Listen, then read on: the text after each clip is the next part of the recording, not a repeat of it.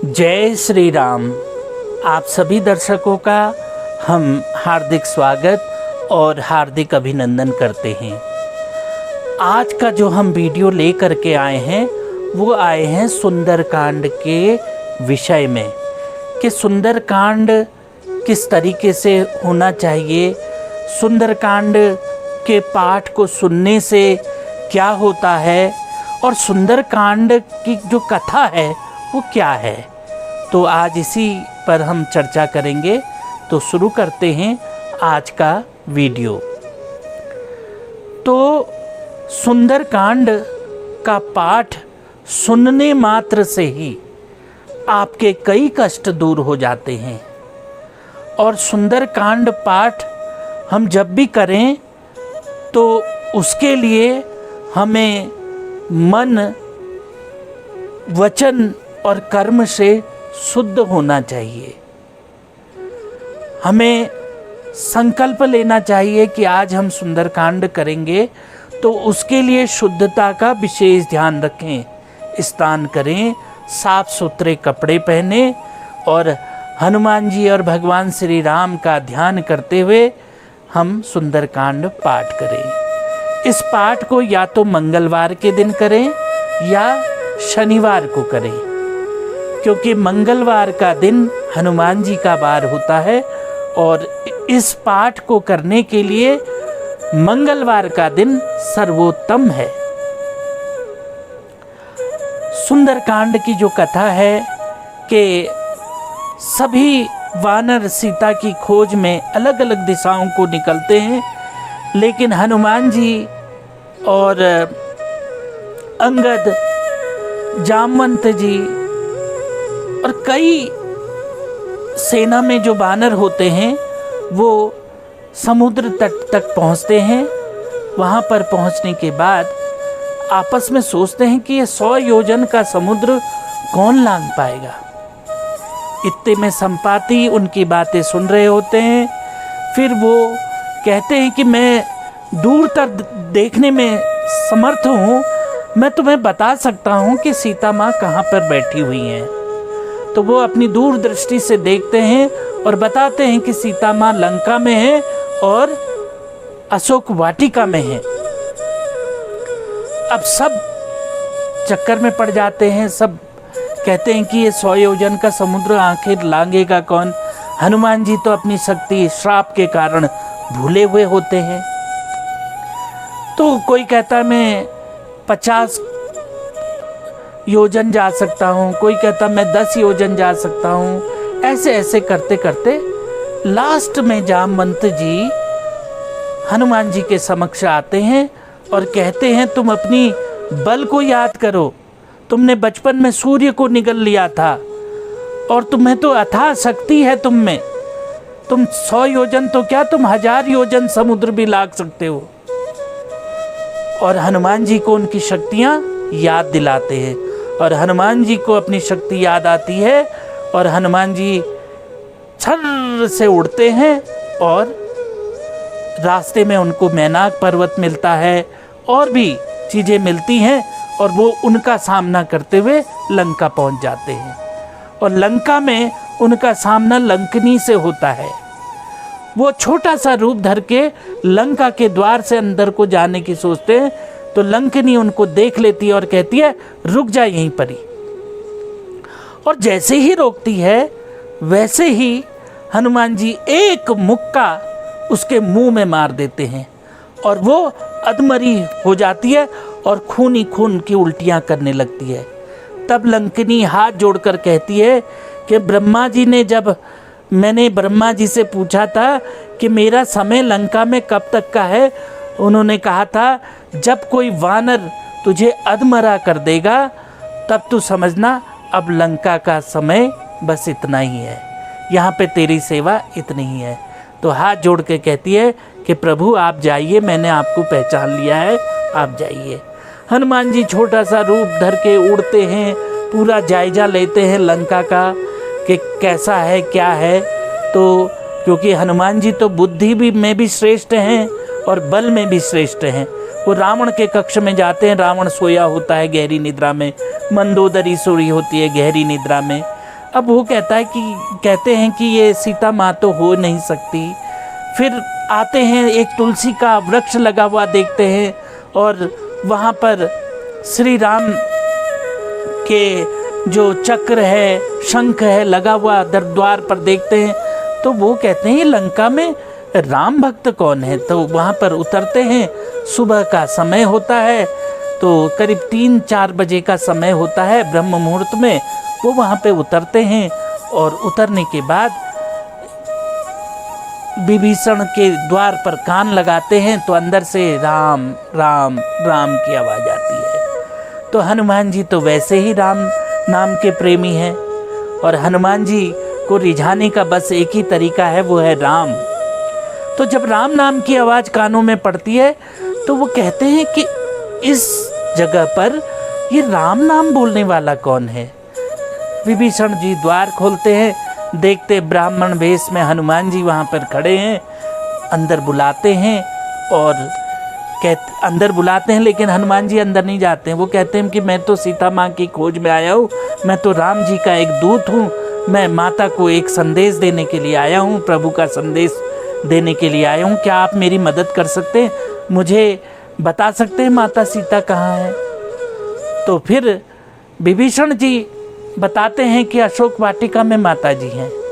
और फिर हनुमान जी, अब सुबह हो जाती है तो वो कहते हैं कि मैं दिन कहीं गुजार लूँगा, लेकिन रात्रि में फिर मैं माँ से मिलूँगा। तो वो दिन इधर उधर कहीं गुजार लेते हैं और रात्रि के समय जब एक पेड़ में छुप जाते हैं, पेड़ में छोटा सा रूप रख के छुप जाते हैं। उसी पेड़ के नीचे माता सीता बैठी हुई होती हैं अशोक वाटिका में। रावण आता है, अपनी चंद्रहास तलवार को भी साथ में लाता है, मंदोदरी भी साथ में होती है और दास दासियाँ काफ़ी साथ में होती हैं। तो आता है और धमकी दिखाता है। तो माता सीता जी एक तिनका लेती हैं और तिनके की ओट से ओट रखती हैं और रावण का मुंह तक नहीं देखती है और कहती है कि तेरे को तो लाज शर्म कुछ है नहीं, तो तुझसे सब बोलना बेकार है, अब तेरा तो इंतजाम राम जी यहाँ आकर के ही करेंगे। तो फिर तिनका क्या है, वो तिनका क्या है, वो माता सीता का भाई है।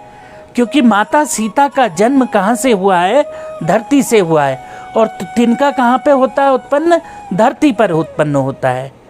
तो इस नाते से सीता माँ का भाई वो तिनका है। क्योंकि बहन अगर मुसीबत में होती है तो बहन किसको याद करती है, अपने भाई को। किससे मदद मांगती है, अपने भाई से। तो जब रक्षाबंधन के दिन बहन भाई को राखी बांधती है तो भाई अपनी बहन को वचन देता है, उसकी रक्षा करने का वचन देता है। तो भाई जब बहन मुसीबत में होती है तो अपने भाई को याद करती है और भाई का कर्तव्य है वो बहन की मदद करे, उसकी सहायता करे। तो वो तिनका जो है वो सीता माँ का भाई है, तो उसकी ओट लेती है। और रावण फिर गुस्से के मारे जब चंद्रहास तलवार निकालता है तो मंदोदरी उसको समझाती है और गुस्से के मारे तमतमाते हुए चला जाता है। कहता 1 महीने का मैं समय देता हूँ, और उनसे कहता राक्षसनियों से, इसको डराओ धमकाओ और इसको मनाओ, और चला जाता है। और हनुमान जी पेड़ पर से सब देख रहे होते हैं, उनको बड़ा दुख होता है माता को देख करके।